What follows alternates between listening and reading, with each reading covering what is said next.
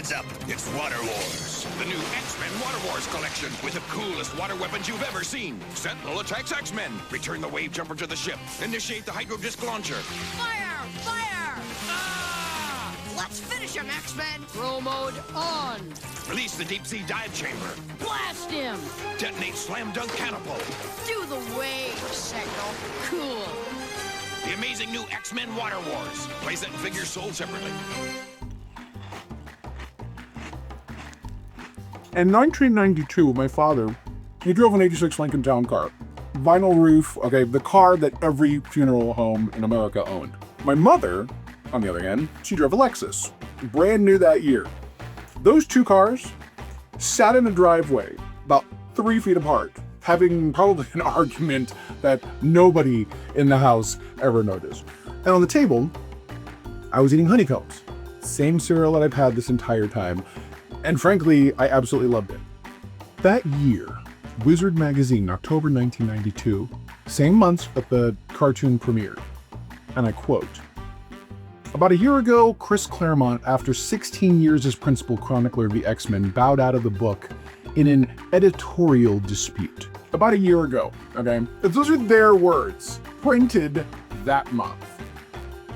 Do me a favor, hold on to that one. There's a number at the end of this video. Well, okay, there's actually two. You're not gonna like the first one. I know I didn't.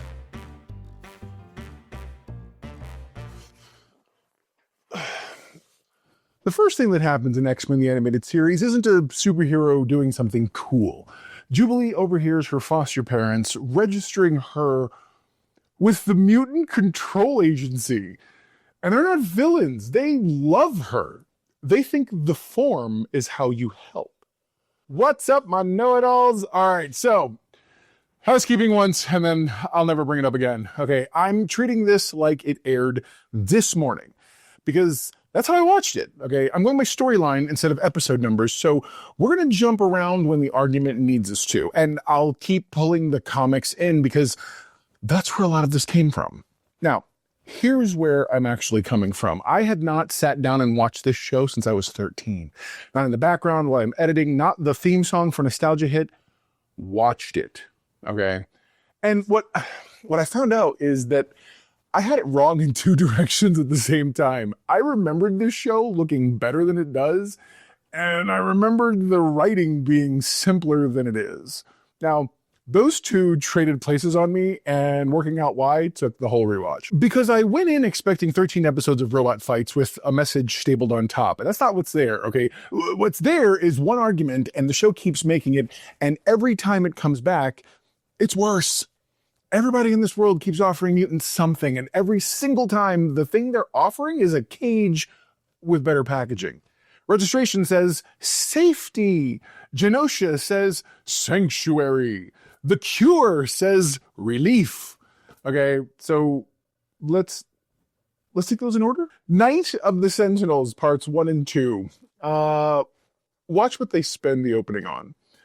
Not powers, not origins. There's no scene where somebody explains what a mutant is to somebody who doesn't know, which, given that Eric Lewald, the story editor, has said flat out that 80 to 90% of their audience had no idea who the X-Men were, is a genuinely wild call to be. And they made it on purpose, okay? Will Mignol, one of the producers originally, he killed a version of this where Stan Lee narrated an introduction. Okay, you know the kind I'm talking about. His line about it was that if you start out with this nice old man explaining who the X-Men characters are and ultimately what the lesson is, you're going to kill the show. He said he had a tough call to make on the phone with Margaret Loesch to ultimately get out of there. So you don't get an explanation. You get a form, and then you get robots. Now, the Sentinels, there's a production reason they're the villain, and it's not the reason you'd guess. Sidney Uanter was the Fox Kids executive over the show, and he actually wrote down the standards rules they were working under. No punches to the face, okay, none of that.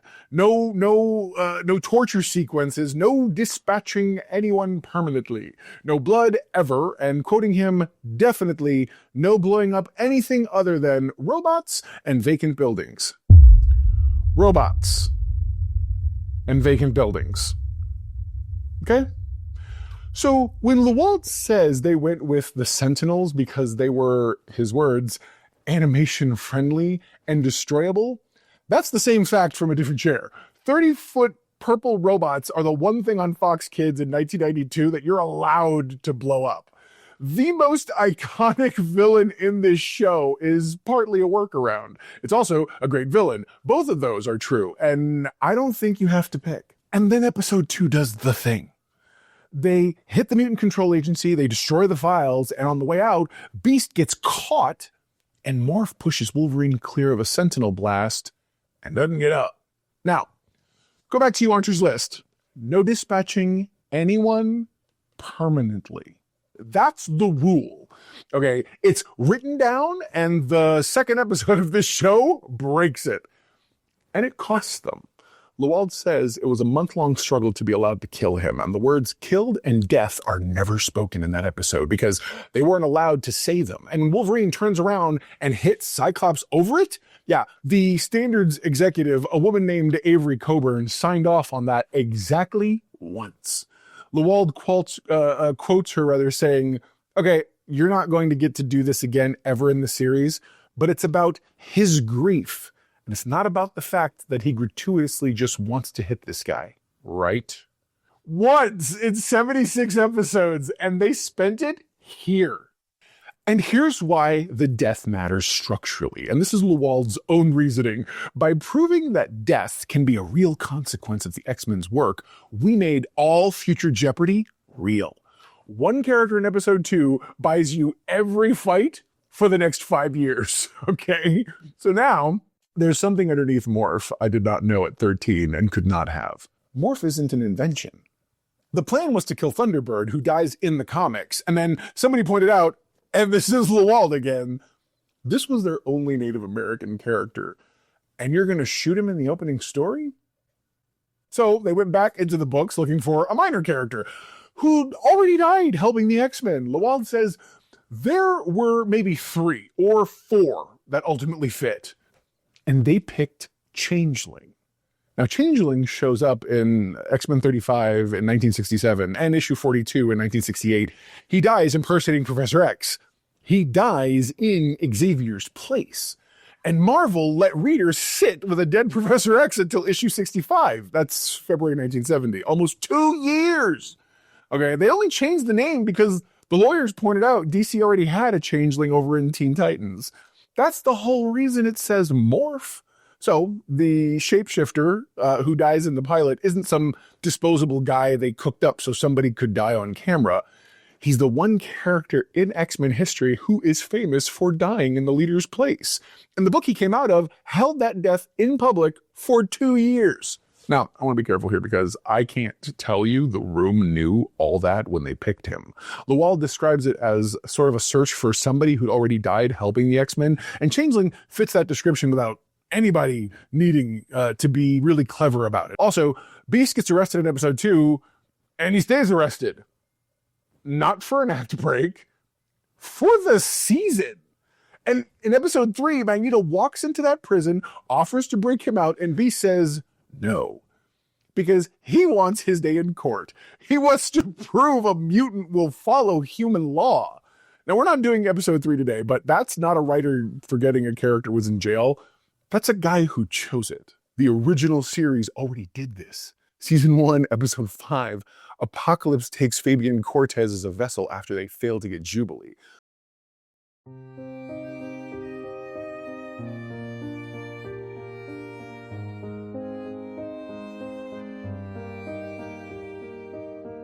Captive Hearts, and on paper, this is the odd one out, right? Genosha, Apocalypse, a slave state, the Four Horsemen, and then an episode where the leader of the Morlocks decides she's marrying Cyclops.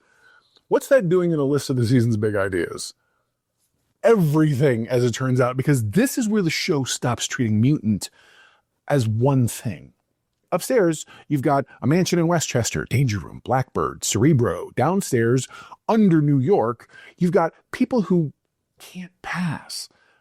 Not choose not to, cannot. All right? Leech can't walk down the street. It's not a lifestyle difference as far as I'm concerned, okay? It's a different life entirely. And it's very easy for Charles Xavier to say, humans and mutants have to learn to live together, when he's saying it from a mansion. Now, I'm not saying he's wrong. Okay, that's not my point. My point is that the show goes out of its way this early to ask him what that sentence actually means for somebody that it doesn't fit.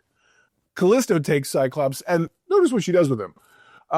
You're going to be my consort. You're going to give me an heir. You're going to lead these people with me.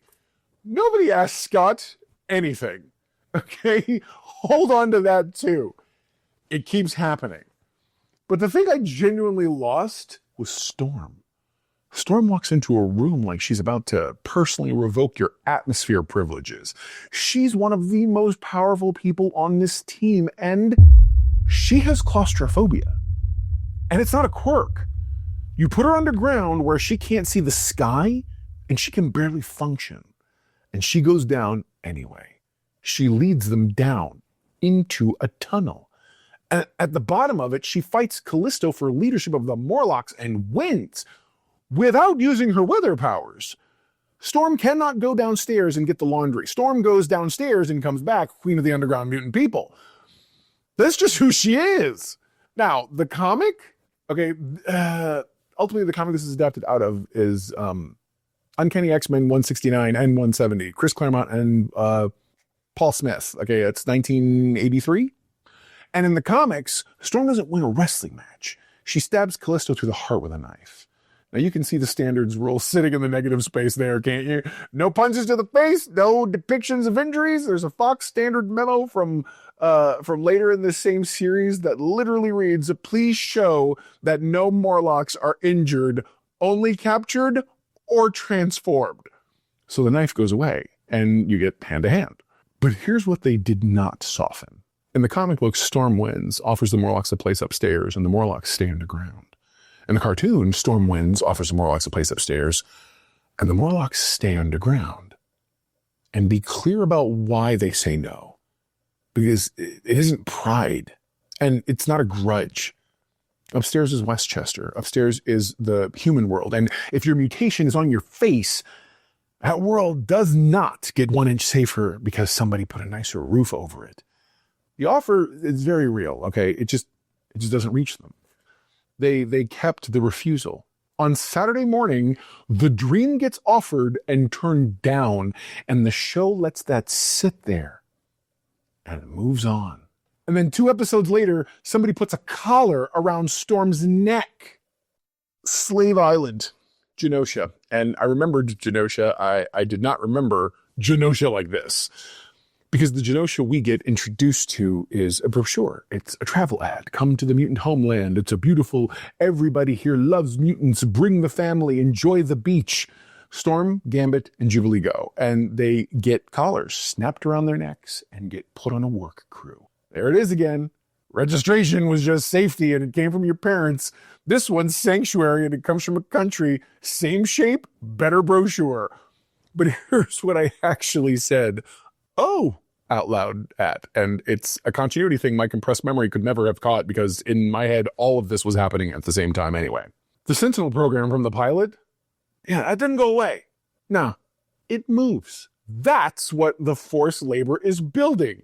A dam to power Master Mold, which is a Sentinel factory, and Bolivar Trask is there, Henry Gyrich is there. The exact guys who lost in episode 2 turn up in episode 7 with a new address and cheaper labor. They're using mutants to build the plant that builds the machines that hunt mutants. I don't have to interpret that for you. That's just what's on screen, okay? And ultimately, this is where the Storm thing pays off. And I don't think I appreciated how brutal it is. 2 episodes ago, this woman went into the one place on Earth that frightens her, beat the leader of the Morlocks in single combat, and becomes a queen. And now, somebody clips a piece of technology around her throat, and none of it counts. That's what makes the collar frightening. Not that they can stop weak mutants, that they can just take Storm and turn her into labor. Although I will say this, if your entire industrial operation runs off a dam and you have captured the weather lady and you built next to water, I don't know what to tell you, okay? That one's on Genosha. Now, look at what Jubilee does here. In episode 1, She's a kid the X-Men have to sort of rescue from a shopping mall. Okay, in episode 7, she gets a hold of the Master Control. It opens every collar on that island. 6 episodes, she goes from the person being saved to the person organizing the room. In my memory, she stayed the kid for years. She doesn't. She's still the youngest one there, but she's not useless, not even close. And then Storm gets her powers back and brings the dam down on all of it. So how does it end? The slaves are free. Master Mold is destroyed. The leader and Hodge get swept away in the flood, and Genosha is still Genosha. There's no new government. Nobody gets installed. There's no scene where the regime falls. The X-Men win the fight. They free the people standing in front of them, and then they get on the plane and go home, and the state is still there.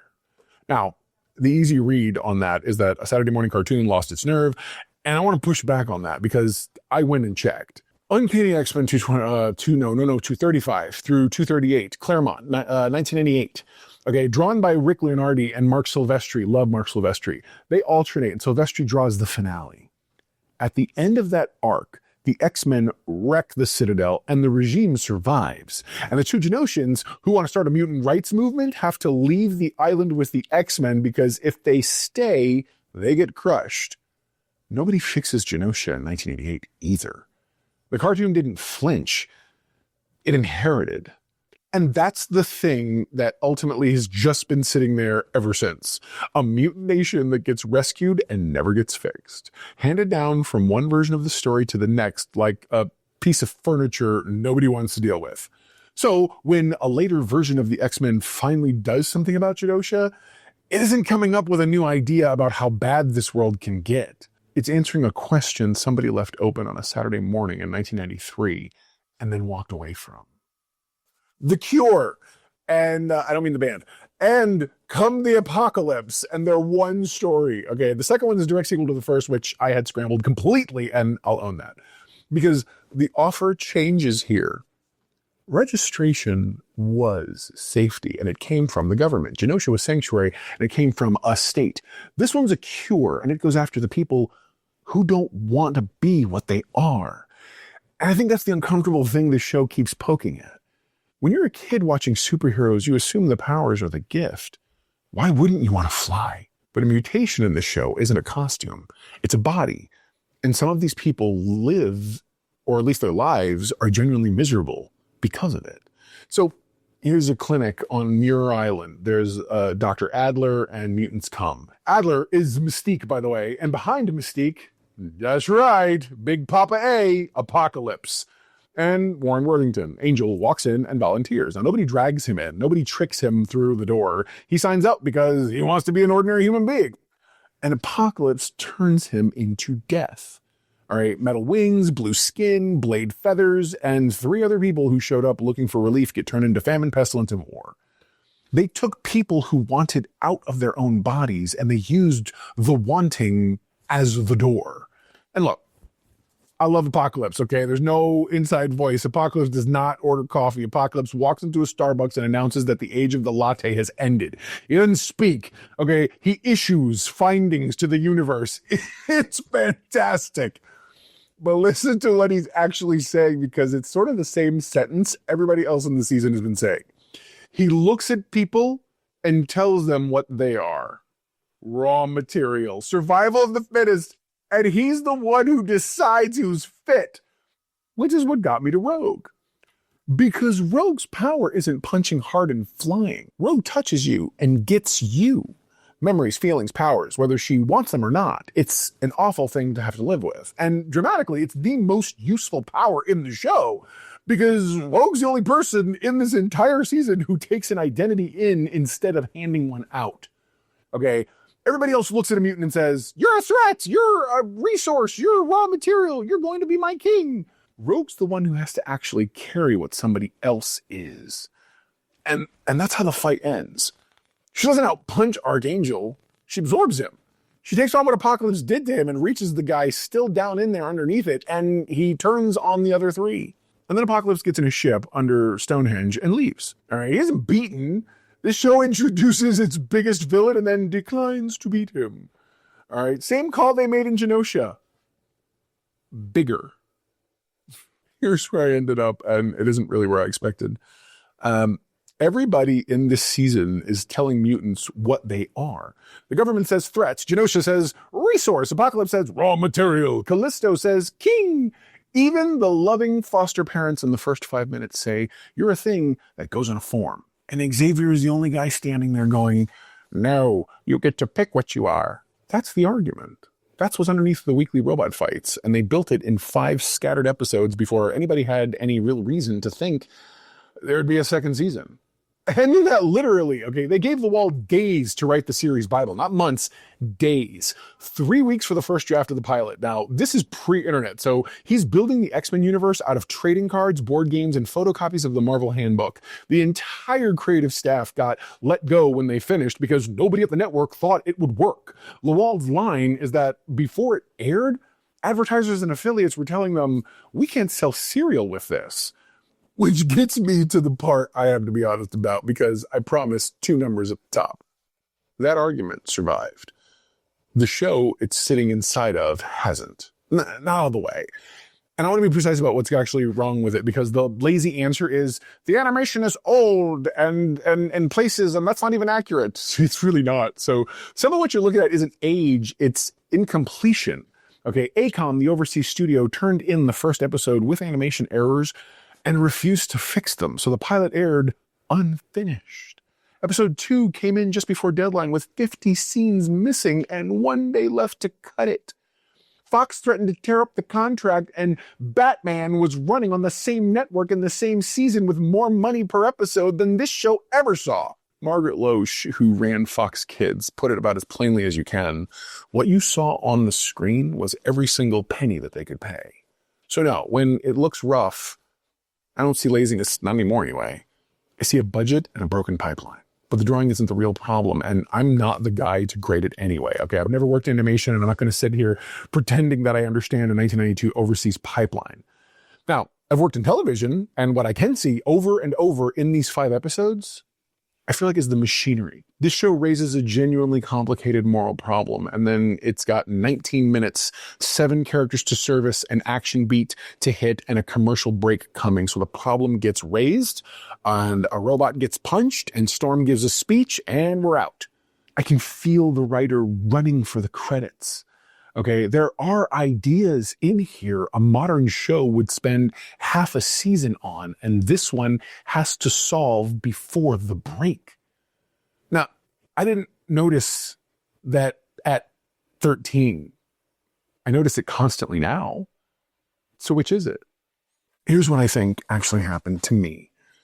I went back to remind myself what happened in this show, and what I found out is I didn't really remember what happened at all. I remember what it felt like. And that's a very different thing. And I know exactly why, because I've done it for a living. Sometimes what an audience remembers isn't what was on the screen. It's the feeling you built around what was on the screen. The writing and those voices create a sense of scale that the production physically cannot deliver. Apocalypse sounds enormous, standing completely still. That's the trick. And it works so well on me that I've spent 34 years sort of defending a version of this show that's about 40% the actual show. So there you go. Now you know. And if you don't accept the battle, you're halfway to make a know-it-all yourself. What is the know-it-all index for the first season of X-Men, the animated series? And I've got 2, because there's 2 people sitting here. So the first one watched today in 2026 as a piece of television and nothing else. The production has aged. Some of it was never finished in the first place. The storytelling is compressed to the point where I can see the seams, and there's dialogue in here doing work that staging should be doing. And I hate saying this, and I almost took it back twice while I was writing it down, but that's a 6 out of 10. And then the second one, as the thing everything is standing on, as this weird, scattered 5-episode blueprint for every argument this franchise has had for 34 years, where the registration and the sanctuary and the cure are all the same lie in 3 different outfits. On that, it's an 8.5.